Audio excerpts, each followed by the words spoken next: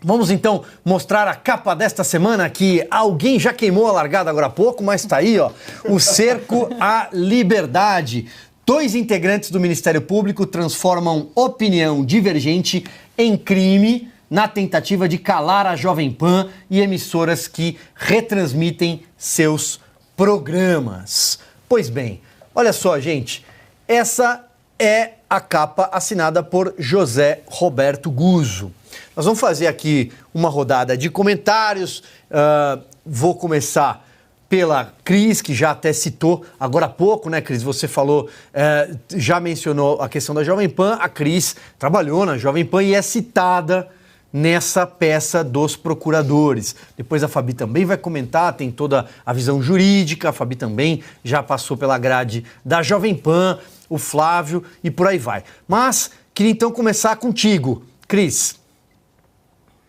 Então, como eu antecipei aqui na minha abertura do comentário, eu, Augusto Nunes, alguns outros jornalistas da Jovem Pan citados, Paulo Figueiredo, por exemplo, nós somos todos considerados por esses 2 procuradores da República, do Ministério Público Federal, como incompetentes para ler e, portanto, para interpretar e, portanto, para comentar qualquer coisa relacionada à Constituição brasileira e as leis eleitorais. Eu acho estranho, sabe, o que mais me chama a atenção é que eles pensem que se nós não somos capazes, imagina o cidadão, o afegão médio, né, o cidadão comum, o eleitor em geral.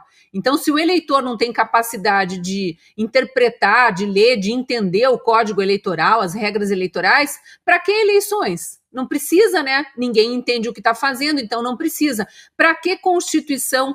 Se o brasileiro não consegue ler o que está escrito lá, se eles acham que nós não temos capacidade nenhuma de ler, de interpretar, de entender, de comentar, para que escreveram a Constituição?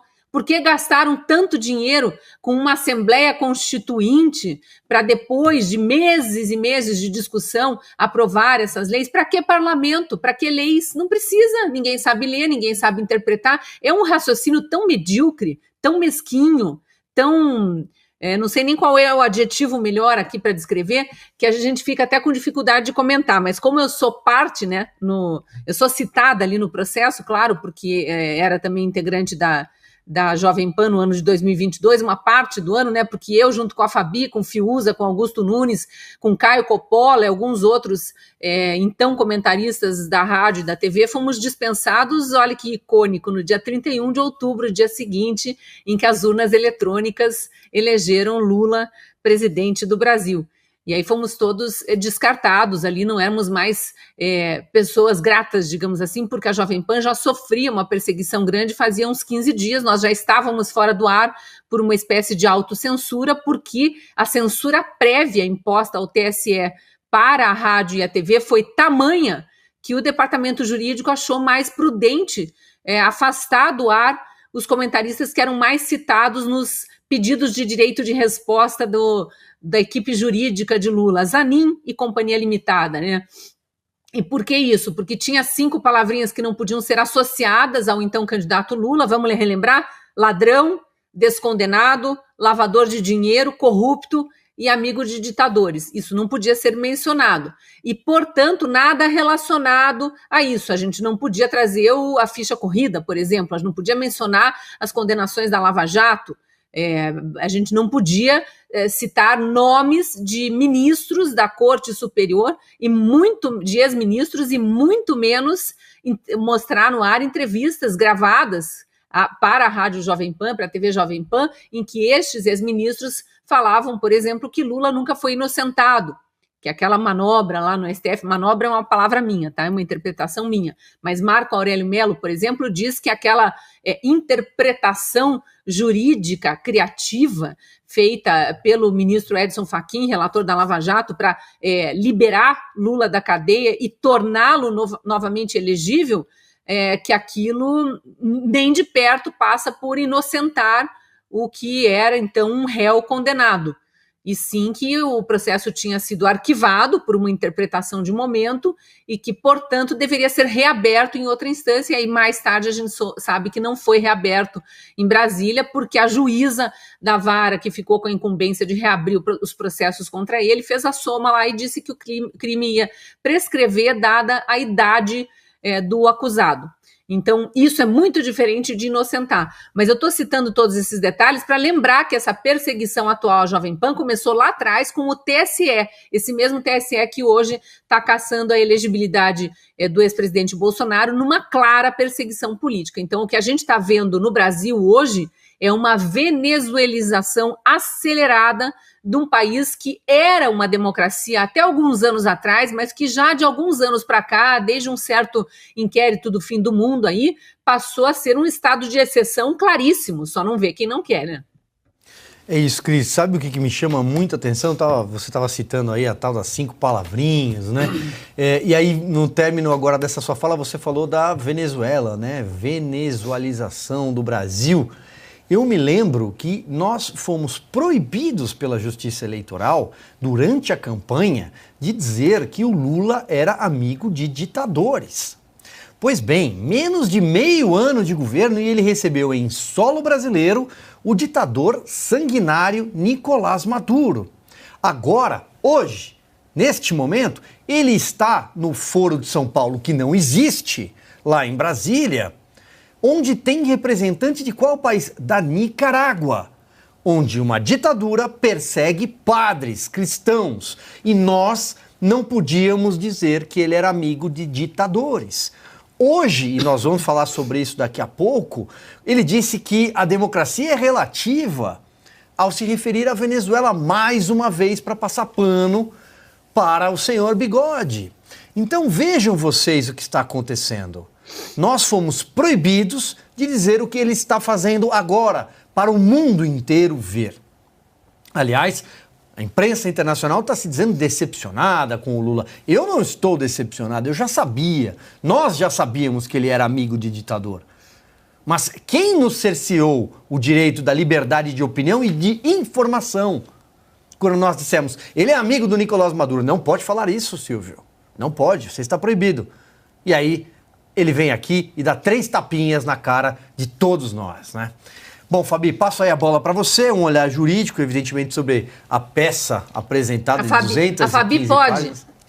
Fabi é formada em Direito. É verdade, Você roubou minha piada. Senhores procuradores, licença, eu não estou citado na peça de 215 páginas, mas a Cris, minha amiga, aqui está, tenho vários amigos citados, aliás, quase todos que estão lá são meus amigos, e eu não sou formado em Direito, mas eu passo a bola para quem tem formação em Direito. Pois é, eu ia brincar com isso, Cris. Eu ia falar exatamente. Cris, quando você quiser falar alguma coisa, você me cutuca que eu falo, porque eu fiz Direito. Direito nas 2 concepções da palavra, tá?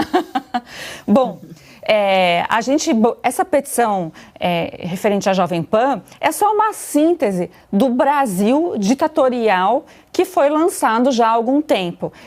Eu que sou da área do direito, para mim não é novidade ver absurdos assim na justiça, tá? Então, o ato de você advogar, de você estar lá, eu fiz mais de 1000 audiências na vida, então eu sei, né, como que pensam muitos juízes e principalmente o Ministério Público. Então, existe sim essa coisa de viés, eu ando falando bastante sobre isso, porque eu vejo nesses tempos difíceis, onde a promotoria deveria se defender para manter ainda o processo penal legítimo, nem isso eles acabam fazendo. Às vezes nós, advogados, fazemos por eles porque eles não podem por conta do cargo, né? Mas não importa se a gente depois vai sofrer retaliação ou não.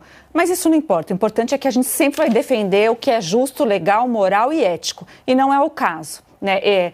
A experiência em relação à Jovem Pan, eu também fui retirada do ar, né, quando o presidente perdeu, o presidente Bolsonaro, no dia seguinte, nesse fatídico dia, eu fui retirada do ar, né, me deixaram falando sozinha praticamente. E eu estava explicando um artigo da lei. Então veja a preocupação, e era puro medo.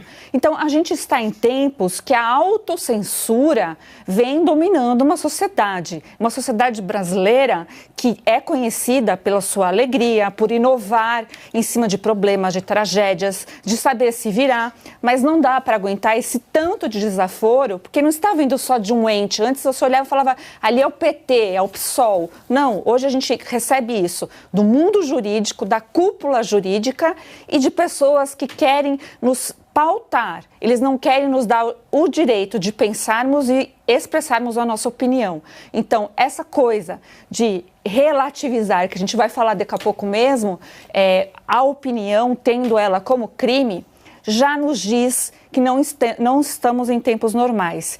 E aí, a cada semana, essa correia aperta no nosso pescoço.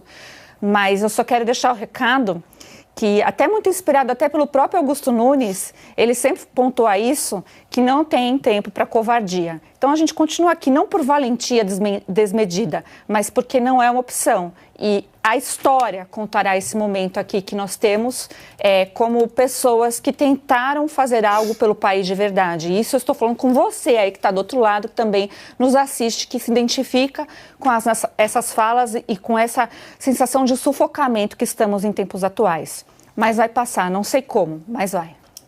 Flávio Morgenstern, você que não é do direito, mas, por exemplo, é linguista, né? Entende? Vamos dizer assim. Quando uma pessoa escreve assim, com muitas exclamações, sem que seja uma saudação, bom dia, né? Seja bem-vindo, ou o senador Mão Santa, que falava, atentai bem, lembra do... Pois é, coisas da memória de Brasília. Quando uma pessoa usa tantas exclamações, por que interrogação? Por que interrogação, né? Para deixar bem claro agora, né, que esses procuradores querem ficar averiguando tudo, eu não sou formado em linguística, eu sou formado em literatura alemã. Mas eu estudei bem linguística para saber reconhecer o que essas pessoas fazem. Inclusive, tenho 3 livros, tá? Capítulos em 3 livros de direito. Eu quero saber se esses procuradores aí têm um vasto conhecimento jurídico, né? Eu que não sou da área escrevo livros que são inclusive lidos, tá? Por ex-ministros do STF, lidos e recomendados. Então acho que algum conhecimento da causa eu tenho, já que agora a gente precisa dar essa carteirada, né? O Brasil, que sempre foi o país da carteirada, tá virando cada vez mais isso. Ora, vamos deixar claro uma coisa. Eu queria pegar exatamente o gancho do que a Fabi falou sobre autocensura. Nós, jornalistas, estamos sob autocensura há muito tempo. Eu fiz uma reportagem, tá? Vou dar um spoiler aqui. Eu fiz uma reportagem para a Revista Oeste durante as eleições, mostrando algo que eu considero bem grave que aconteceu. Estava acontecendo naquele momento ali, antes das eleições. Nós resolvemos não colocar no ar, tá? Porque o risco é muito grande. Ou seja, você vai lá, mostra, a lei diz tal. O que está acontecendo está indo contra a lei. O problema é que quem vai julgar é justamente quem está indo contra a lei. O que nós fizemos? Calamos a boca, ficamos quietos. Não há o que fazer. Vamos recorrer a quem? Vamos pedir clemência a quem? Quando você vê aquelas séries medievais, onde há ordalhos, julgamentos por batalhas, etc., sempre alguém perde e vai lá, se curva ao rei pedindo clemência, você sabe que nunca vai acontecer, porque é sempre um rei louco. Eu acho aquilo ali muito mais sensato do que o que está acontecendo no Brasil. Porque ali eram reis loucos, de verdade, que se assumiam como reis loucos. Aqui não. É tudo feito em nome da democracia, em nome do Estado democrático de direito. É difícil, eu faço esse desafio aqui para as pessoas, é difícil você me apontar uma ação feita em nome da liberdade, em nome da divisão de poderes, em nome de você permitir ao povo ter algo a mais e não algo a menos que tenha sido feito em nome da democracia recentemente no Brasil. O caso da Jovem Pan ainda tem um agravante muito incômodo. As pessoas adoram dizer que são contra a censura, que são contra a ditadura. O que elas estão fazendo hoje? Abra o Twitter e veja se não colocam lá sempre uma pecha, né? um apelidinho. Ora, desinformação, não pode. Fake news, não pode. E todos aqueles termos porosos que eles não sabem definir. E que geralmente significam apenas o que eu não concordo, não pode. Ora, o que a ditadura militar fez? Não estava censurando jornais que faziam um atentado contra o Estado? Ora, se você olhar para o Estado de hoje, você está praticamente trocando os nomes. Aqui que entra a linguística. Você troca o nome, fala, olha, agora é um combate às fake news, agora é um combate à desinformação. Naquela época era aos atos, como é que era, né? Aquela verborragia, né, do departamento de censura, né, eles não sabiam disfarçar. Eles falavam assim, isso aqui é contra a moral pública, né, os bons costumes. Agora você simplesmente diz que é contra as fake news e é contra a desinformação, um monte de jovem vai apoiar achando que eles estão fazendo um grande bem à nação.